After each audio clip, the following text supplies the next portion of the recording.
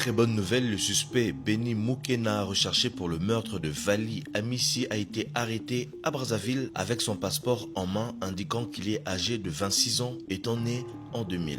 Le ministre de la Justice, Guillaume Nguefa, a confirmé son arrestation. Son transfert vers Kinshasa est en cours grâce à la coopération judiciaire entre les deux Congo. Le ministre a par ailleurs assuré que la procédure respectera les lois, le droit de la défense et la présomption d'innocence. Une vidéo présentée comme celle de son interrogatoire circule massivement sur les réseaux sociaux. On y voit Benny Moukena affirmer notamment avoir reçu une arme d'une autre personne. Il dit avoir conduit Vali Amissi jusqu'à un appartement où d'autres individus l'attendaient, qu'il a agi sur instruction de quelqu'un, qu'il ne peut pas dévoiler son identité car il craint pour sa famille qui est à Kinshasa. Il a affirmé que le corps a ensuite été emporté par d'autres personnes. Après cette arrestation, Joël Amissi, frère de la victime, a remercié les autorités de Brazzaville, Interpol Congo ainsi que les citoyens dont les signalements auraient contribué à la localisation du suspect. De l'autre côté, le boxeur Martin Bakolé demande qu'on le laisse une minute avec Benny Moukena. Cette affaire qui a bouleversé l'opinion publique depuis la découverte du corps de Vali Amissi à Kinshasa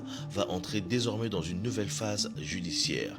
Qui sont les complices de Benny Moukena? Pourquoi l'ont-ils tué? Un procès public est attendu dans les prochaines semaines et pourrait devenir l'un des plus suivis de cette dernière année. Préparé procès Rebo Chulo, le parquet militaire a requis 14 mois de prison contre la chanteuse. Mais attention, ce n'est pas encore une condamnation. Le réquisitoire du ministère public n'est qu'un avis. Les juges sont libres de le suivre ou non. Lors des plaidoiries du 6 août 2026, les avocats de la partie civile, le présumé voleur Platini Sadissa, a réclamé une somme de 250 000 $ des dommages et intérêts, affirmant que leur client a subi des violences, un traumatisme et qu'il devrait bénéficier de mesures de protection sécuritaire. Ils ont également soutenu que jamais des grands artistes comme Papa Wemba, JB Mpiana, Koffi Olomide n'auraient agi de cette manière, estimant que Rebo aurait ordonné l'intervention des militaires contre leurs clients. En face, la partie défenderesse a rejeté toutes ces accusations. Les avocats de Rebo Chulo estiment qu'elle est victime de sa notoriété. Selon eux, Rebo est notre Shakira, notre Ayana Kamura, une artiste qui fait la fierté du Congo. Ils soutiennent qu'elle n'a jamais appelé des militaires, qu'elle aurait même demandé qu'on arrête de frapper le plaignant et rappellent qu'Inosbi n'a absolument rien à voir avec cette affaire, contrairement aux rumeurs sur les réseaux sociaux. Ils ont également plaidé que Rebo ne peut pas être tenu responsable d'un ordre qu'elle n'aurait jamais donné et ont demandé son acquittement pur et simple. Pendant ces temps, plusieurs personnalités congolaises ont affiché publiquement leur soutien à l'artiste Rebo Chulo, à l'instar de Sama Rino. L'affaire est désormais prise en délibéré. Le tribunal rendra son verdict dans les prochains jours. Les juges suivront-ils les réquisitions du parquet ou les arguments de la défense? L'affaire est désormais prise en délibéré. Le tribunal rendra son verdict dans les prochains jours. Les juges suivront-ils les réquisitoires du parquet ou les arguments de la défense? Réponse au verdict qui vient.